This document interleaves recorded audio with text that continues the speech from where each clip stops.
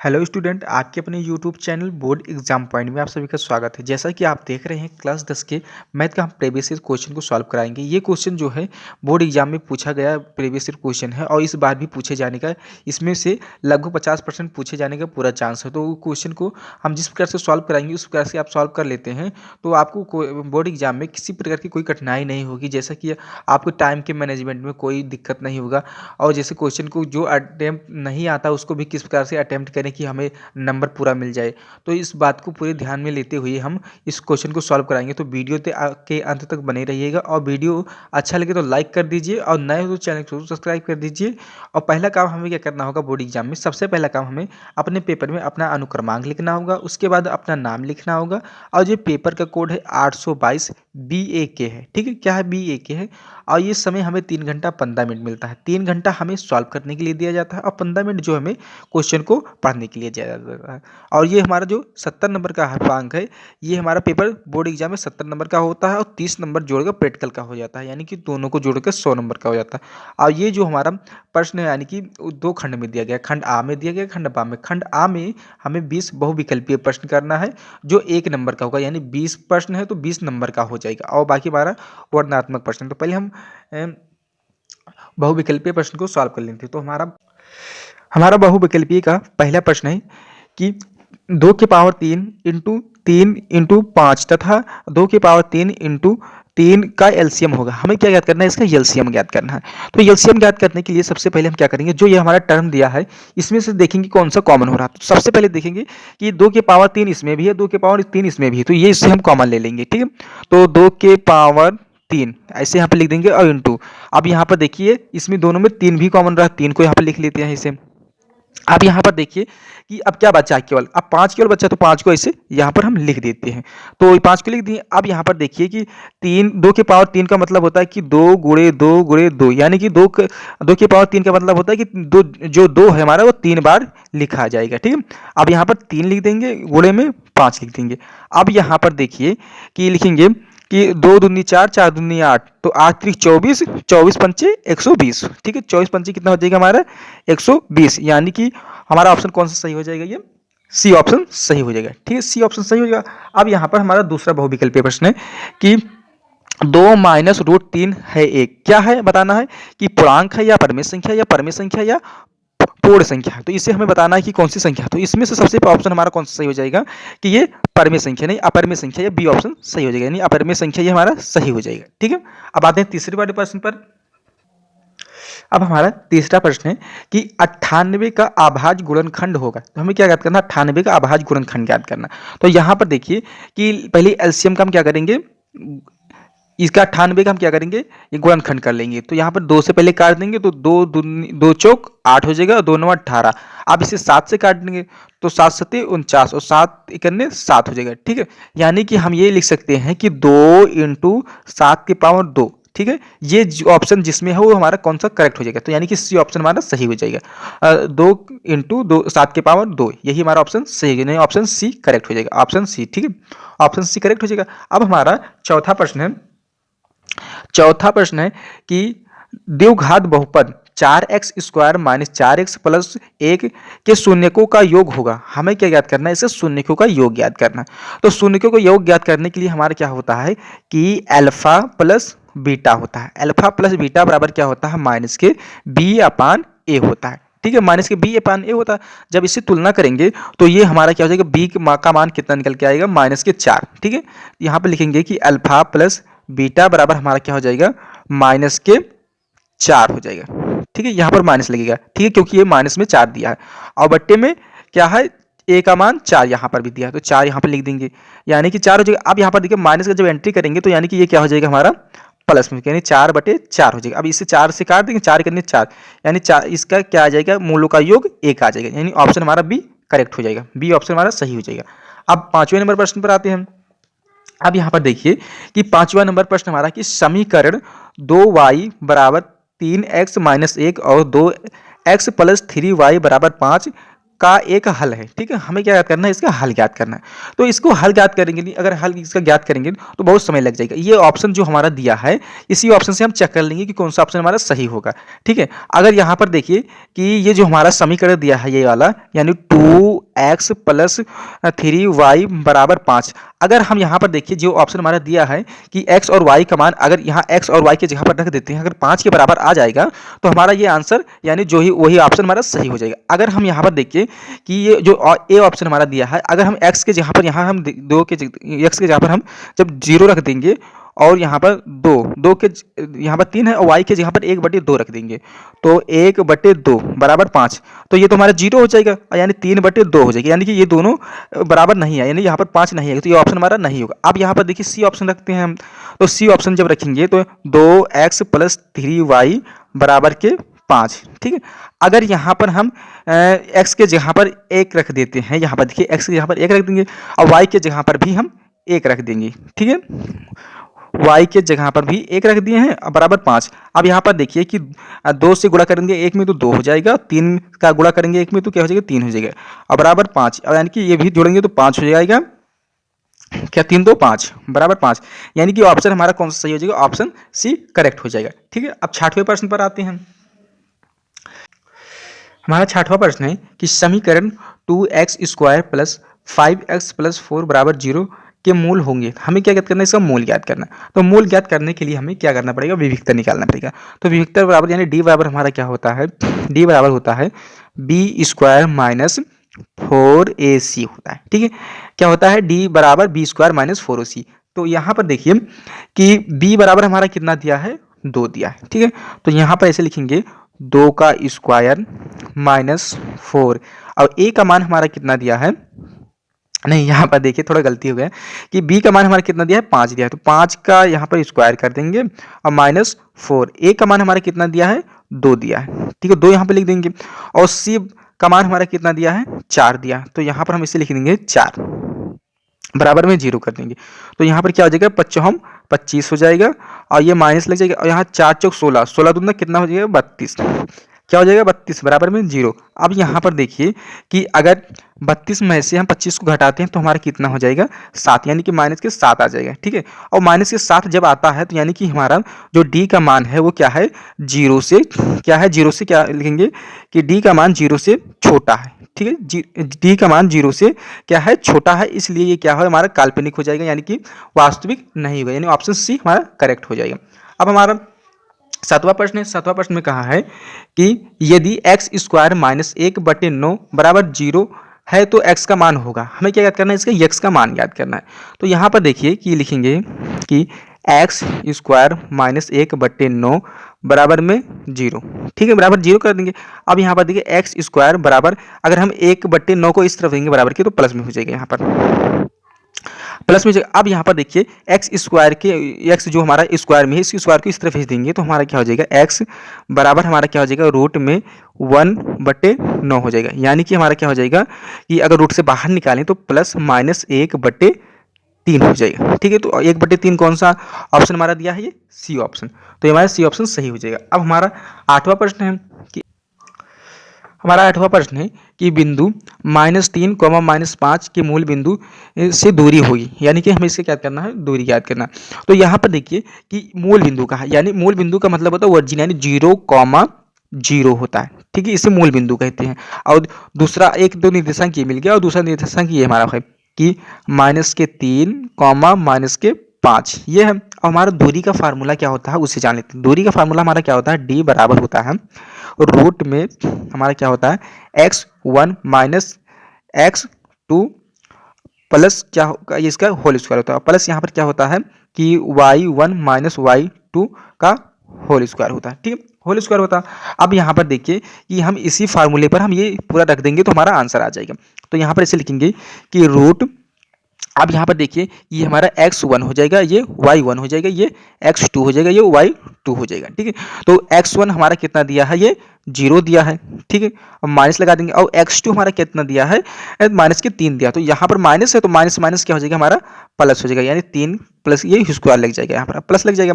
अब यहाँ पर देखिए कि y1 हमारा कितना दिया, y1 हमारा 0 दिया है और माइनस के y2 हमारा कितना दिया, माइनस के 5, तो माइनस माइनस क्या हो जाएगा प्लस हो जाएगा यहाँ पर, इसका होल स्क्वायर कर देंगे। अब यहाँ पर देखिए कि लिखेंगे रूट 3 त्रिका 9 हो जाएगा और ये 5 25 हो जाएगा, 25 हो जाएगा। अब यहाँ पर देखिए कि अगर इसे हम जोड़ते हैं तो कितना हो जाएगा, 9 और 5 कितना हो जाएगा, ये 14, ठीक है 14 हो जाएगा। अब यहाँ पर 2 1 3 यानी कि 34 हमारा रूट 34, यही हमारा आंसर हो जाएगा। तो रूट 34 हमारा कितना दिया है, ये सी ऑप्शन, तो ये हमारा सी ऑप्शन सही हो जाएगा। अब 9वें प्रश्न को सॉल्व करते हैं। हमारा 9वां प्रश्न है कि यदि त्रिभुज पी क्यू आर और त्रिभुज एक्स वाई जेड दो समरूप त्रिभुज है तो इस प्रकार कि कोण पी बराबर 49 डिग्री और कोण वाई बराबर 57 डिग्री है तो कोण आर बराबर होगा, यानी हमें कोण आर का मान ज्ञात करना होगा। तो यानी हमें दो समरूप त्रिभुज दिए हैं, तो समरूप त्रिभुज की भुजाओं का अनुपात क्या होता है, समान होता है। क्या होता है, भुजाओं का अनुपात क्या होता है, समान होता है। जब समरूप होता तो उनके संगत कोण भी आपस में बराबर होंगे, यानी कि यहाँ पर देखिए त्रिभुज ऐसे बना देते हैं, ये मान लीजिए हमारा समरूप त्रिभुज है, ठीक है। तो ये हमारा पहला त्रिभुज हमारा ये कौन सा हो जाएगा, पी क्यू आर हो जाएगा, और दूसरा त्रिभुज हमारा क्या हो जाएगा, एक्स वाई जेड हो जाएगी, ठीक है, एक्स वाई जेड हो जाएगा। अब यहाँ पर देखिए कि कोण पी बराबर हमारा कितना दिया है, ये 49 डिग्री दिया है, ठीक है 49 दिया है। और कोण वाई बराबर हमारा कितना दिया है, ये 57 दिया है, ठीक है 57 दिया। और कोण आर बराबर हमें ज्ञात करना, यानी कि ये कोण हमें ज्ञात करना, ठीक है ये कोण हमें ज्ञात करना। तो यहाँ पर देखिए कि जो हमारा ये समरूप त्रिभुज का मतलब होता है कि इनकी भुजाओं का अनुपात बराबर होता है, और जो हमारा त्रिभुज है इनके संगत कोण भी आपस में बराबर होते हैं, यानी कि ये कोण बराबर ये कोण होता है। यानी कि ऐसे यहाँ पर लिखेंगे कि कोण पी बराबर हमारा क्या होता है, कोण एक्स होता है, ठीक कोण एक्स होता है। अब इसी प्रकार से यहाँ पर लिखेंगे कि कोण क्यू बराबर कोण वाई, लिखेंगे कोण क्यू बराबर कोण वाई। अब यहाँ पर भी इसी प्रकार से लिख देंगे कि कोण आर बराबर कोण जेड, यहाँ पर लिखेंगे कोण आर बराबर कोण जेड, जेड हो जाएगा। अब यहाँ पर देखिए कि अगर ये 57 अंश है तो ये भी तुम्हारा 57 अंश का होगा, यानी कि ये 57 अंश का हो जाएगा। तो अगर हम आर का निकालेंगे तो त्रिभुज के तीनों कोणों का योग कितना होता है, 180 अंश होता है। यानी कि इसे यहाँ पर लिखेंगे कि कोण पी प्लस कोण क्यू प्लस कोण आर बराबर हमारा कितना हो जाएगा, 180 अंश। अब यहाँ पर देखिए कि ये 49 है, यानी कोण ये पी जो है हमारा कितना है, 49 अंश है। अब यहाँ पर देखिए कि कोण वाई, जो वाई है वही हमारा ये क्यों भी होगा, यानी 57 अंश ये भी हो जाएगा। तो यहाँ पर ऐसे लिखेंगे कि 57 प्लस कोण आर बराबर हमारा कितना हो जाएगा, 180 अंश। अब यहाँ पर देखिए कि अगर इसे हम ऐड करते हैं तो हमारा कितना हो जाएगा, ये कितना हो जाएगा हमारा कि 9 और 7 कितना हो जाएगा, 16 हो जाएगा, और 5 4 9 1 10 यानी कि 106 हो जाएगा, प्लस कोण आर बराबर में हमारा कितना हो जाएगा, 180 अंश। अब यहाँ पर लिखेंगे कोण आर बराबर 180 माइनस के 106, ठीक है 106। अब यहाँ पर लिखेंगे कोण आर बराबर, अब यहाँ पर देखिए क्या हो जाएगा, ये 10 यहाँ में से 6 जाएगा 4 हो जाएगा, अब यहाँ पर 7 यानी कितना हो जाएगा हमारा 74 अंश आ जाएगा, यानी कोण आर बराबर हमारा 74 आ जाएगा। तो ऑप्शन हमारा कौन सा सही है, सी ऑप्शन ये सही हो जाएगा, सी ऑप्शन सही हो गया। अब हम 10वें प्रश्न को सॉल्व करते हैं। हमारा 10वां प्रश्न है कि एक बिंदु Q से एक वृत्त पर स्पर्श रेखा की लंबाई 24 सेमी तथा बिंदु Q के वृत्त के केंद्र से दूरी 25 सेमी है तो वृत्त की त्रिज्या होगी, यानी हमें क्या ज्ञात करना है, वृत्त का त्रिज्या ज्ञात करना। तो यहाँ पर देखिए कहा कि स्पर्श रेखा, यानी कि यहाँ से देखिए ये हमारा वृत्त हो गया, ठीक है वृत्त हो गया, और ये हमारा इससे क्या हो गया, केंद्र पॉइंट हो गया, ठीक है केंद्र पॉइंट। और ये जो हमें कहा है कि स्पर्श रेखा की लंबाई, यानी कि यहाँ पर देखिए कि ये यहाँ से ये, ठीक है यहां से कहा है कि एक बिंदु Q, यानी कि ये जो हमारा Q ये बिंदु हो जाएगा, ठीक है। और ये जो हमारा कहा है कि स्पर्श रेखा, यानी कि ये हमारा क्या हो जाएगा, ये स्पर्श रेखा, इसकी लंबाई कितना दिया है हमारा, ये 24 सेमी दिया है, ठीक है 24 सेमी दिया है। अब यहाँ पर देखिए 24 सेमी दिया, और ये कहा है कि ये बिंदु Q की वृत्त की केंद्र से दूरी, यानी जो हमारा ये Q बिंदु है ये केंद्र से दूरी कितना दिया है हमारा, ये 25 सेमी दिया है। ठीक है, यहाँ से इतनी दूरी हमारा कितना दिया है, ये 25 सेमी दिया। अब यहाँ पर देखिए कि जो हमारा ये त्रिज्या है, ठीक है, यही हमें त्रिज्या ज्ञात करना है। तो यहाँ पर देखिए कि जब भी त्रिज्या से कोई स्पर्श रेखा खींची जाती है तो वो क्या होती है, लंब होती है, यानी कि 90 अंश का कोण बनाता है। ठीक है, 90 अंश का कोण बनाता है। अब यहाँ पर देखिए जब ये 90 अंश का कोण बनाता है तो इसमें पाइथागोरस थ्योरम भी लागू कर देंगे। तो पाइथागोरस थ्योरम हमारा क्या होता है कि कर्ण का स्क्वायर होता है, क्या होता है, कर्ण का होल स्क्वायर, और प्लस हमारा क्या होता है, आधार का स्क्वायर होता। यहाँ पर देखिए कि कर्ण का स्क्वायर होता है बराबर हमारा क्या होता है, आधार का स्क्वायर होता है, प्लस हमारा क्या होता है, लंब का स्क्वायर होता है। ठीक है, लंब का स्क्वायर होता है। अब यहाँ पर देखिए कि यहाँ पर कर्ण हमारा क्या दिया है, 25 दिया है।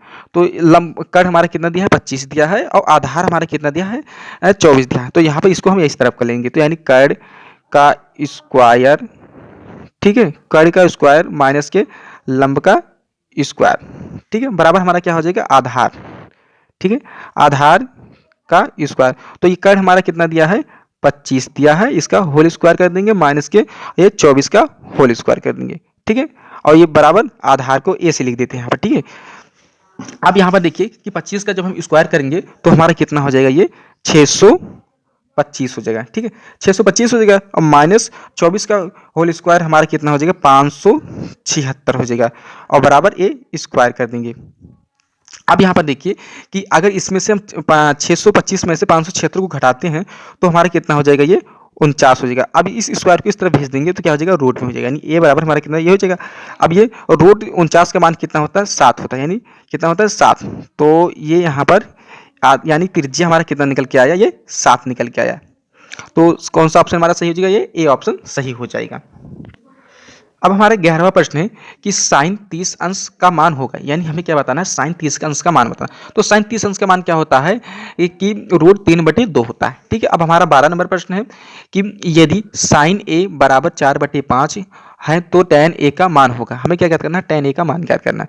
तो लिखेंगे साइन ए बराबर हमारा क्या हो जाएगा, 4/5, और हमें क्या ज्ञात करना है, tan ए का मान ज्ञात करना। तो यहाँ पर बता देते हैं कि हमारा टिक होता है कि लाल बट्टे क्या होता है, कक्का होता है। ठीक है, लाल बट्टे कक्का होता है। अब यहाँ पर देखिए कि ये कितना दिया है हमारा, ये लंब है, यानी कि एल का मतलब होता है लंब होता है, ए का मतलब आधार होता है, और यल का मतलब लंब होता है। ठीक है, और यहाँ पर देखिए ये साइन का होता है, ये कॉस का होता है, ये टेन का होता है। तो यानी साइन हमारा कितना दिया है, लंब बट्टे कर्ण दिया, तो लंब हमारा ये क्या हो जाएगा, 4 हो जाएगा, यहाँ पर यल लिख देंगे, और कर्ण हमारा क्या हो जाएगा, 5 हो जाएगा।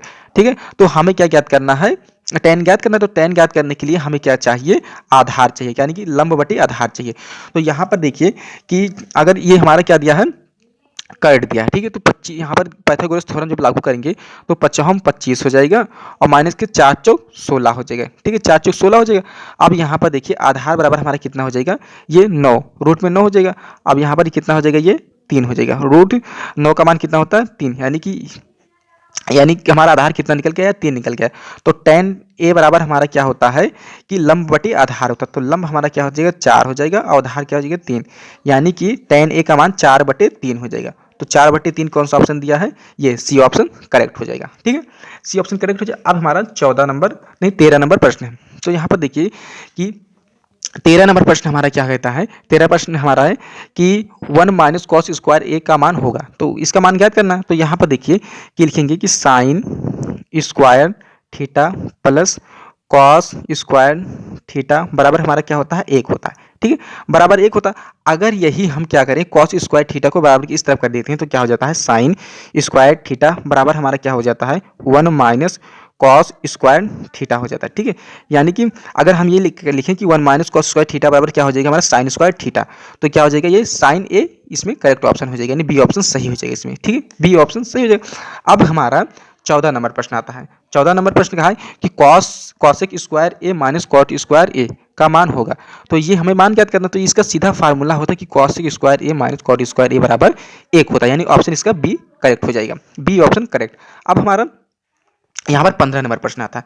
15 नंबर प्रश्न हमारा कहा है कि 12 सेमी त्रिज्या वाले एक वृत्त का त्रिज्यखंड का क्षेत्रफल होगा जिसका कोण कितना है, हमारा 60 अंश दिया है। ठीक है, तो यहाँ पर देखिए कि वृत्त जो हमारा त्रिज्यखंड का क्षेत्रफल का फार्मूला होता है वो हमारा होता है कि थीटा बटे 360 पाई आर स्क्वायर होता है। क्या होता है? पाई आर स्क्वायर होता है। अब यहाँ पर देखिए कि कोण हमारा कितना दिया है? 60 अंश दिया है, तो यहाँ पर 60 अंश लिख देंगे और यहाँ पर 360 कर देंगे और इंटू में पाई और आर हमारा कितना दिया है, यानी त्रिज्या कितना दिया है? ये 12 सेमी, तो लिखेंगे 12 इंटू 12 कर देंगे। ठीक है, अब यहाँ से काट देंगे, 0 से 0 काट देंगे और यहाँ से 6 करनी 6 और 6 को 36 यानी 6 हो जाएगा। अब यहाँ से फिर 6 से इसको काट देंगे, 6 दूनी 12 हो जाएगा, यानी कितना हो जाएगा? 12 दूना 24 यानी 24 पाई कितना हो जाएगा? ये सेमी स्क्वायर हो जाएगा।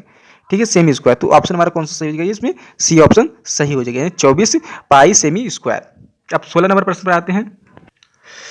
अब हमारा 16 नंबर प्रश्न है कि यदि 5 सेमी भुजा के दो घनों के संलग्न फलकों को मिलाकर रखा जाए तो बनने वाले ठोस का पृष्ठीय क्षेत्रफल होगा। यानी हमें क्या ज्ञात करना है? पृष्ठीय क्षेत्रफल ज्ञात करना है। अगर दो अगर घन को जोड़ देते हैं तो क्या हो जाता है? हमारा घनाभ हो जाता है। ठीक है, घनाभ हो जाता है, तो इसका क्या ज्ञात करना? पृष्ठीय क्षेत्रफल ज्ञात करना है। तो यहाँ पर देखिए कि घनाभ का पृष्ठीय क्षेत्रफल बराबर, पहले हमारा फार्मूला क्या होता है, तो यहाँ पर इसे लिखेंगे कि घनाभ, ठीक है, क्योंकि दो घन को जोड़ेंगे तो हमारा क्या हो जाएगा? घनाभ हो जाएगा। तो यहाँ पर पृष्ठीय क्षेत्रफल का फार्मूला क्या हो जाएगा? 2LB प्लस हमारा क्या हो जाएगा? BH प्लस क्या हो जाएगा? LH हो जाएगा। ठीक है, ये हमारा घनाभ का पृष्ठीय क्षेत्रफल हो जाएगा। अब यहाँ पर देखिए कि अगर यहाँ पर L की बात करें तो यहाँ पर 2 जोड़ा जाता है, लंबाई इसकी डबल हो जाती है, यानी कि 5 सेमी प्लस 5 सेमी यानी कि 10 सेमी हो जाता है। ठीक है, लंबाई इसका क्या हो जाएगा? 10 सेमी हो जाएगा। अब यही वृत्त की बात करें तो वृत्त यानी चौड़ाई वही रहेगा हमारा। ठीक है, केवल लंबाई बढ़ेगा, तो यानी कि 5 हो जाएगा ये भी। और ऊंचाई की बात करें तो ऊंचाई भी हमारा वही सेम रहेगा, यानी H का मान भी सेम यानी 5 ही रहेगा। अब इसी फार्मूले पर हम रख देंगे तो हमारा प्रश्न यानी आंसर आ जाएगा। ठीक है, अब यहाँ पर L का मान कितना दिया है? ये 10, तो यहाँ पर 10 लिख देंगे इंटू B का मान 5 हो जाएगा। ठीक है, 5 हो गया। अब प्लस B का मान 5 इंटू H का मान 5, ठीक है, प्लस और L का मान कितना हो जाएगा? हमारा 10 हो गया इंटू H का मान 5 हो जाएगा। ठीक है, अब यहाँ पर देखिए कि ये कितना हो जाएगा? हमारा 5 10 50 हो जाएगा और ये 25 हो जाएगा और ये हमारा कितना हो जाएगा? ये 50 हो जाएगा। ठीक है, 50। अब यहाँ पर देखिए कि 50 50 100 और 25 कितना हो जाएगा? 125, 125 गुणे 2 हो जाएगा। अब यहाँ पर 2 पंचे 2 2 दूनी 4 1 5 हो जाएगा और 2 यानी कि 250। ठीक है, 250 सेमी स्क्वायर, ये ऑप्शन हमारा सी सही हो जाएगा। अब हमारा ये 17 नंबर प्रश्न है। 17 नंबर प्रश्न है कि किसी सिक्के को एक बार उछालने पर ऊपर शीर्ष आने की प्रयागता होगी। यानी कि हमें कहा है कि शीर्ष आने की प्रयागता क्या होगी। तो यहाँ पर जब सिक्के को उछाला जाता है 2 ही इसमें ऑप्शन बनते हैं आने के, या तो हेड आएगा या तो टेल आएगा। और शीर्ष का मतलब क्या होता है? हेड का होता है, और पूंछ का मतलब होता है टेल होता है। यानी कि इसमें कहा है शीर्ष यानी कि हेड का पूंछ है, तो 1/2 हो जाएगा। ठीक है, ऑप्शन हमारा कौन सा सही हो जाएगा? सी ऑप्शन सही हो जाएगा। अब यहाँ पर हमारा 18 नंबर प्रश्न है, कहा है कि एक थैले में 3 लाल और 5 काली गेंदें हैं, तो इस थैले में से यदि एक गेंद यादृच्छा निकाली जाती है तो इसके लाल गेंद होने की प्रयागता ज्ञात कीजिए। हमें क्या ज्ञात करना है? लाल गेंद होने की प्रयागता ज्ञात करना। अब यहाँ पर देखिए कि हमारा लाल गेंद कितना है? 3 है, तो यहाँ पर इसे 3 लिख देंगे। अब टोटल गेंद कितना है अगर जोड़ें तो लाल 3 है और काली 5 है, तो यहाँ पर लिखेंगे 8, 5 3 8 हो जाएगा, यानी कि 3/8 हमारा क्या हो जाएगा? लाल गेंद निकालने की प्रयागता हो जाएगा। तो ये ऑप्शन हमारा कौन सा सही हो जाएगा? ये सी ऑप्शन सही हो जाएगा। हमारा 19वां नंबर प्रश्न है कि निम्नलिखित शायरी का माध्य होगा। हमें क्या ज्ञात करना? माध्य ज्ञात करना। तो पहले हम इस वर्ग अंतराल को कुछ इस प्रकार से लिख लेंगे। ठीक है, इस प्रकार से लिखने के बाद यहाँ पर देखिए कि माध्य बराबर, पहले हमारा फार्मूला क्या होता है उसे जान लेते हैं। तो लिखेंगे कि माध्य बराबर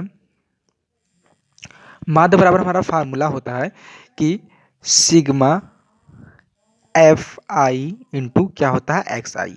ठीक है, अपान में हमारा क्या होता है? सिग्मा एफ आई होता है। ठीक है, सिग्मा एफ आई, सिग्मा का मतलब होता है कि सभी का योग होता है। ठीक है, अब यहाँ पर देखिए कि यहाँ पर ये पहले हमें एक्स आई निकालना हो, तो एक्स आई निकाल लेंगे तो हम इनको एफ आई एक्स आई को गुणा कर देंगे तो एफ आई इंटू एक्स आई निकल आएगा। ठीक है, तो यहाँ पर एक्स आई कैसे निकालते हैं वो जान लेते हैं। तो एक्स आई का हम कैसे निकालते हैं? जो हमारे जो वर्ग अंतराल दिया होता है इसी को जोड़कर और आधा कर देते हैं, यानी 2 से भाग कर देते हैं, तो हमारा एक्स आई निकल जाता है।